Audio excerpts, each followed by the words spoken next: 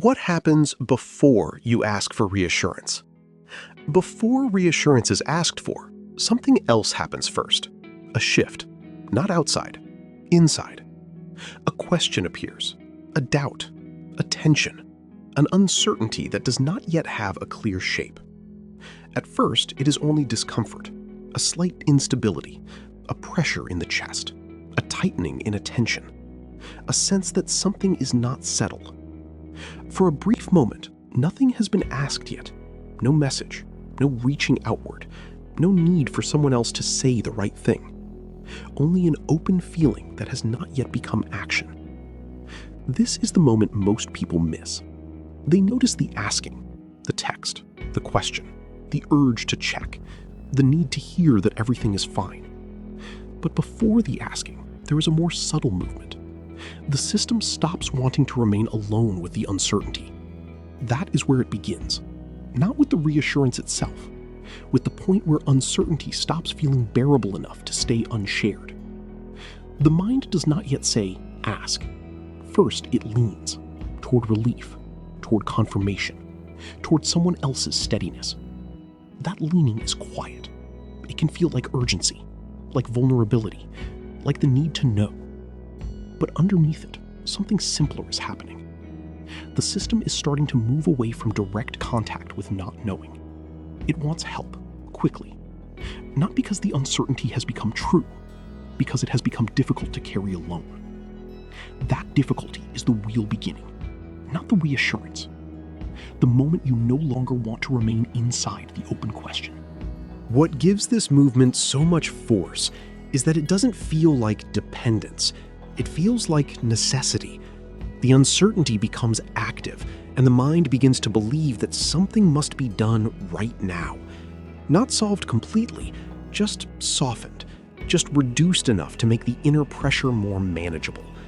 This is why reassurance often feels urgent, not because the question is so important, because the feeling of not yet knowing has become too strong. The system starts imagining what might happen if the uncertainty remains open. It may grow, it may spread, it may become harder to contain.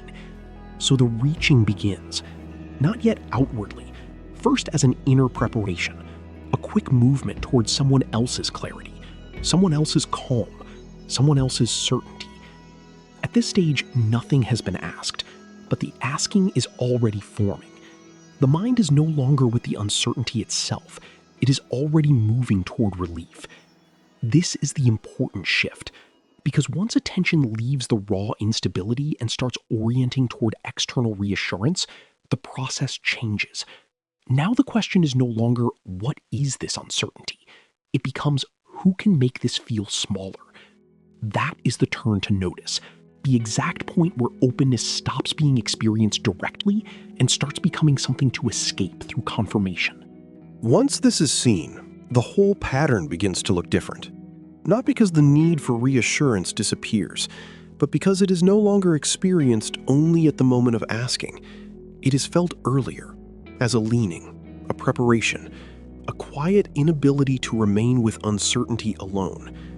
That matters, because once the movement is visible there, the system is no longer completely inside it. You begin to notice that the urge to ask is not always about truth. It is often about pressure. The pressure of not yet knowing. The pressure of not yet settling. The pressure of carrying something open without immediate relief. And once that becomes clear, the urge changes quality. It is still there, but it is no longer automatically trusted.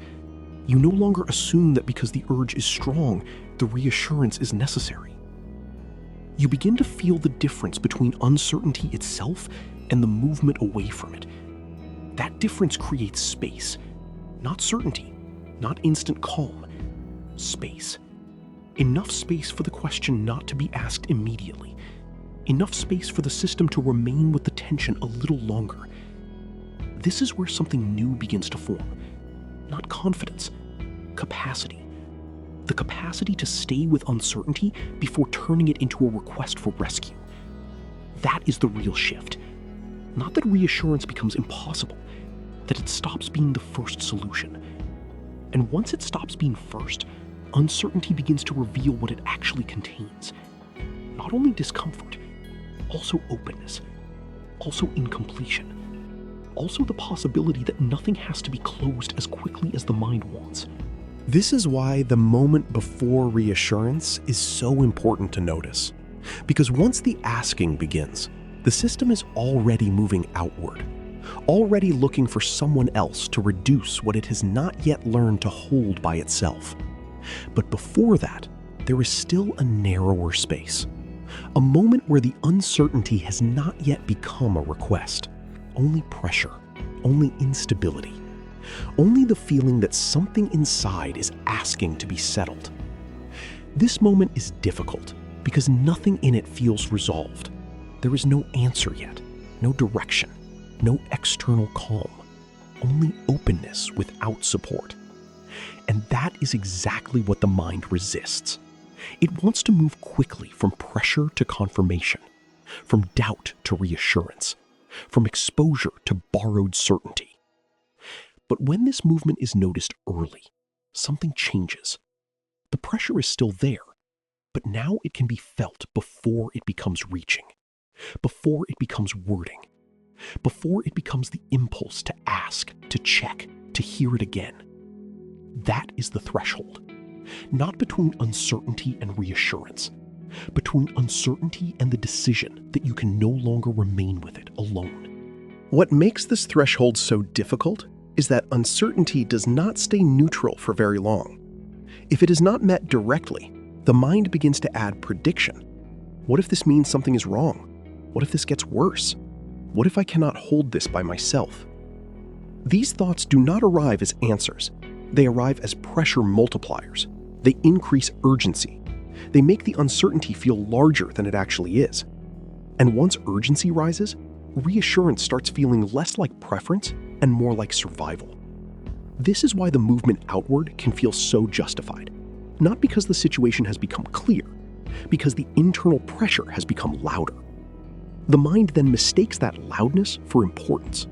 It assumes, if this feels urgent, I need an answer now. But urgency is not always a sign of truth. Sometimes it is only the feeling of openness becoming harder to bear. This is what reassurance usually interrupts, not the real danger, the rising discomfort of not yet knowing. That is why the moment before the question is asked matters so much. Because in that moment, the system is still deciding what uncertainty means: a threat, an emergency, a gap that must be filled, or simply an open state that has not yet become clear. That distinction is where the pattern either repeats or begins to weaken. Once this is seen, something begins to change. Not because uncertainty disappears, but because the movement toward reassurance is no longer invisible. You begin to notice that the urge to ask is not always a response to reality. It is often a response to pressure. Pressure that says, do something now, close this now, make this smaller now. And once that pressure is recognized, it no longer has the same authority. The need for reassurance may still appear, the question may still form, but now there is one more thing present: awareness of what is happening before the asking. A moment where uncertainty is still open. A moment where the system has not yet fully decided that relief must come from somewhere else. That moment matters, because it is there that a different capacity begins to form. Not certainty, not self-control. The ability to remain with openness for one moment longer without immediately converting it into a request for rescue. That is the real shift. Not that reassurance becomes impossible, that it stops becoming automatic, that the mind no longer assumes that discomfort must be answered from outside. And once that assumption weakens, uncertainty changes. It is still uncomfortable, but it is no longer immediately translated into dependence. It can remain what it is: an open state, an unfinished moment, a question that has not yet become an emergency. This is inner cognition,